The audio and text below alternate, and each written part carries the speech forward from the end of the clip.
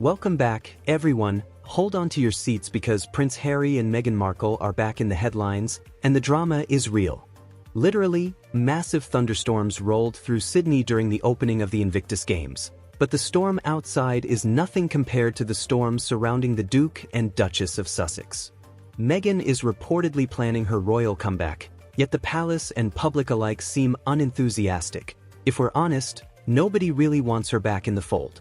And let's be real, after leaving the royal family in 2020 amid allegations of racism, betrayal, and media attacks, her return is guaranteed to stir controversy. So, what do you think? Should she try to reclaim her royal space? Or is this just a PR move to stay relevant? Fasten your seatbelts, because this saga mixes royal protocol, celebrity theatrics, and personal ambition in ways that make it impossible to look away. Austria doing it, they've got an army meters and that sort of stuff. And the American man here was incredibly false. It's quite close, isn't it? Harry continue to take Australia by storm. Literally, massive thunderstorms rolling through Sydney today, causing chaos at the opening ceremony of the Invictus Games. To show emotion and to talk about it. Day 4 of their Aussie tour, and Meghan and Harry hitting some of the country's most famous landmarks. First up, Surf's Up, a royal wave for Bondi. Markle racking up loads of fans at every stop on their tour of Australia. And now they're coming full circle as they open the Invictus Games. 1 year ago, they made their debut, remember, as a couple? Was it just that Yeah, short? at the Games in Toronto. Day 4 of their tour in Australia, and Harry and Meghan are hitting landmarks and racking up fans. But every step they take seems to deepen the controversy.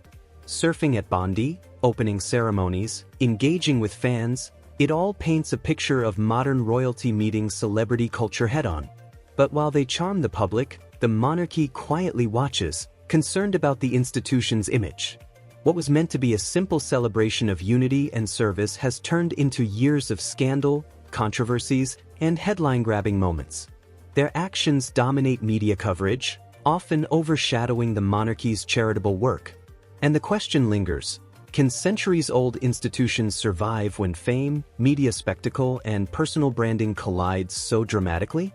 The stakes are high, the spotlight is relentless, and Harry is caught in the middle, torn between duty, family, and loyalty to Meghan.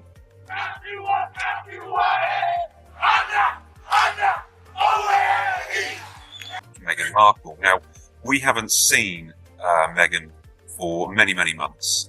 She hasn't been out in public. She did do a huge PR blitz last year. It on from the negativity that has really blighted the last 3.5 years of their life ever since they left the royal family. And also, it's to move on from the negativity that they have produced themselves over the last year. So this is a changing point. Now, here's where things get complicated. Since stepping back from royal duties, Harry and Meghan kept their titles of Duke and Duchess of Sussex, a decision that insiders now say may have been a mistake.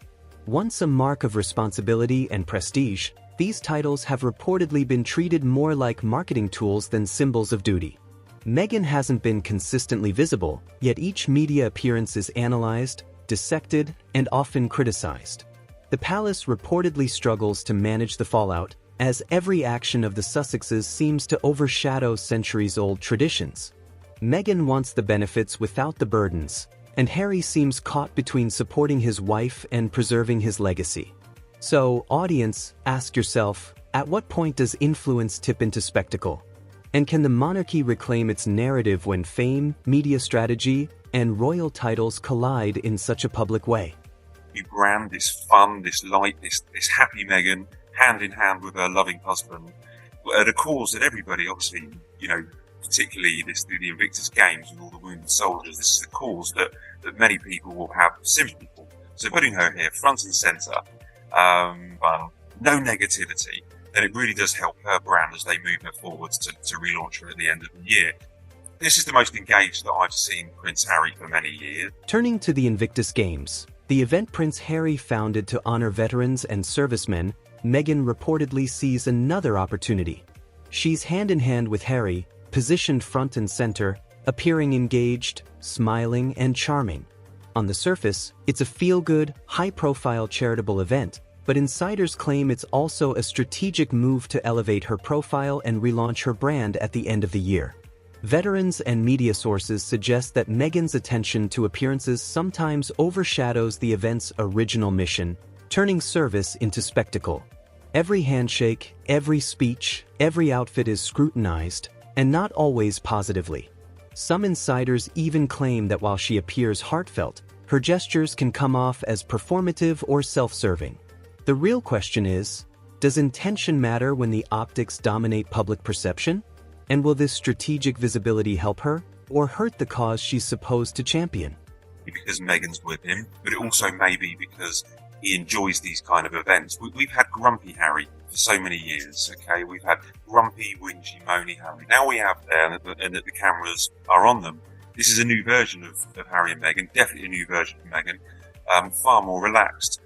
One of the interesting elements out here is the information that's provided about the Duchess. Now, And Kate out there yomping through the woods in their tweeds, sort of rubbing sticks to make fire and everything. So a really acute difference. We've all seen it before though, so it's not a new point. Meanwhile, the palace reportedly isn't thrilled. Whispers claim King Charles and Prince William have quietly opposed Meghan's attendance, fearing her presence shifts focus away from the veterans and the event itself. Every gesture, every photo, every headline becomes an evaluation of Meghan's intentions. Her past absence from solemn occasions like Remembrance Day doesn't help her case. Public perception is a tricky beast, and the Sussex brand often dominates coverage, overshadowing the actual purpose of the Invictus Games.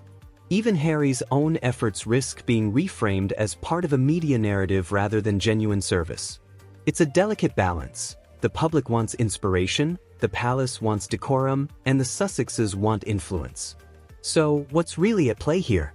Are Meghan and Harry trying to champion causes, or are they simply using them as platforms for visibility? The answer, it seems, depends on who's watching and who controls the story. Love National Tribute Dinner, raising money for programs to support veterans and their families.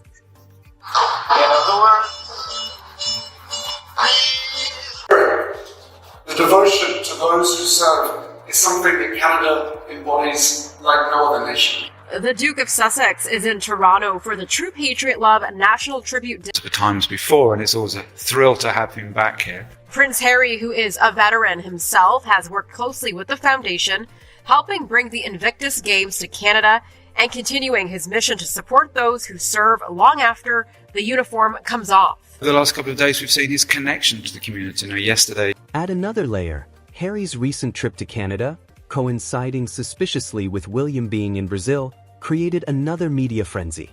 Initially, Team Sussex claimed the trip had been planned a year ago, citing security delays and charity scheduling. Yet palace insiders reportedly say they were blindsided. No notifications, no memos, nothing. Classic Sussex unpredictability, right? Harry's intentions were noble, supporting veterans through the True Patriot Love National Tribute Dinner. But the optics? Confusing. The media framed it as a PR spectacle rather than genuine service. And for the monarchy, these repeated, unsanctioned moments blur boundaries, creating tension between royal protocol and personal agency. Ask yourself, when your actions are always under public scrutiny, how do you balance good intentions with the inevitable media spin? Harry's in a tough spot, trying to serve causes he founded while navigating his wife's ambitious brand strategy and a palace wary of unpredictability. the Army Reserve and the Naval Reserve, and he spent time talking to them and understanding some of the tours that they've made in the past. Tonight's event drew dignitaries, business leaders, and military representatives from across the country. Wearing that LA Dodgers hat last week. Oh, the LA Dodgers hat. Hatgate. Well, firstly, I would like to apologise to Canada for wearing it. Secondly, I was under duress. There wasn't much choice. I was invited to the LA Dodgers box or the dugout by the owner himself, so I was doing what I thought was the polite thing to do. Flavour to the ceremony, with Kylie Minogue taking the stage and an Australian project director secured a win. The Prince of Wales walking the green carpet for the crown jewel of his trip to Brazil. Security still tight around him. We are very happy to have him here. It's a big honor for the city. So he's got the keys, he can do whatever he wants in the next 72 hours. That body language dynamic is all about, here we are. You know, they walk into the stadium to applaud. I don't know if it's something new. I think it's, for me, it's an added member of the family. It's another team player as part of the bigger team. And, you know, for all of us, what we want to do is be able to... The crowd loved every second. People are also loving her $200 blue and white J. Crew coat. Meanwhile, the longtime women's advocate is reportedly getting support from a very important woman in her life, her future sister-in-law, Princess Kate. When it comes to getting ready to be married to a prince... By focusing on transition, guiding them through the whole system, helping them grow along the way, we will see more consistent care for the individual and more improved outcomes, probably for less money. I threatened to resign over it, but here I am. So we've watched the first 3 episodes and Gogglebox style made some comments about it, and you can find those on YouTube shortly. So that way you can get a flavour of what was there. I mean, Americans will understand this. We have medieval times, dinner and tournament. It was like that. Like, I curtsied as though I was like...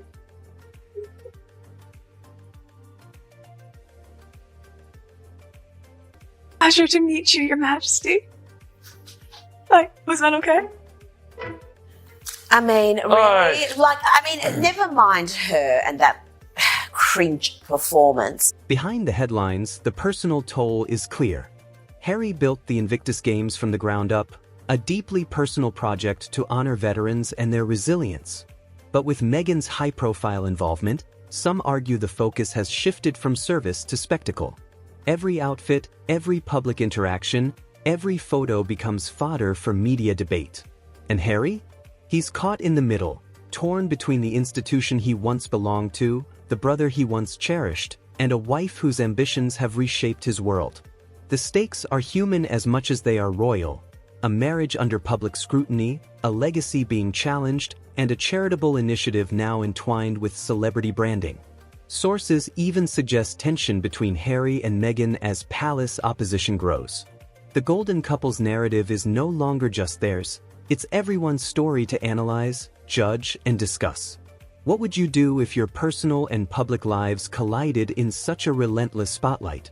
The entire institution she devoted her life to, and he just sits there and grins like an idiot. He looked uncomfortable, he didn't look like he was on board with that, but at the end of the day, he sat there and grinned like an idiot as she pretends that, I had no idea meeting the Queen was a big deal and I had to curtsy, oh my God. And I just find the whole thing... Yay! Oh yay! Oh yay! It's Harry and Meghan's big day! God save the Queen! I looked this up. This thing happened, I think, in the middle of the night. Steps, perhaps her son had a thought or two about that time more than 34 years ago. There is a lot to take in from up here. When you're this close and with so few people, it's easy to see why this is one of the great wonders of the world, and the outstretched arms of the statue represent hope. But as William moves on from here in Rio to the UN Climate Change Summit tomorrow, for my children particularly, knowing that the planet's going to be in a healthier, better state because of the brilliant people in this room is something that I love to tell them, when they go to bed. One of those brilliant people, the Earthshot finalist, spoke to us a couple of days ago.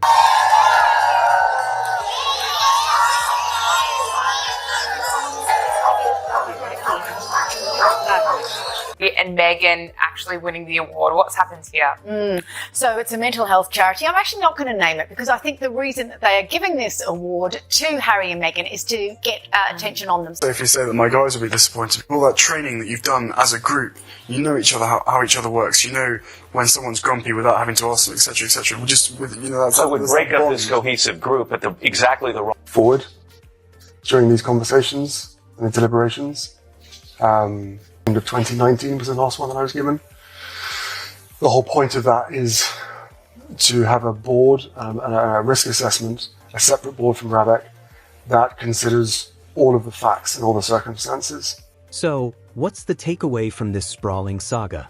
The Sussexes continue to push boundaries, striving for relevance, influence, and visibility, while the monarchy quietly enforces distance, letting time and protocol do their work.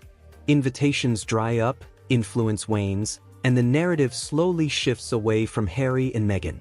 The palace doesn't need to fight them. They simply maintain boundaries, preserving centuries of tradition while allowing the Sussex brand to exhaust itself. Meanwhile, the public watches this high-stakes chess game unfold, scrutinizing every gesture, every headline, and every appearance. At the end of the day, this isn't just about a game, a Canadian trip, or a denied appearance. It's about the clash of ambition, legacy, and celebrity culture within one of the world's most iconic institutions. If you found this drama as jaw-dropping as we did, smash that like button, share your thoughts in the comments, and don't forget to subscribe for more explosive celebrity breakdowns.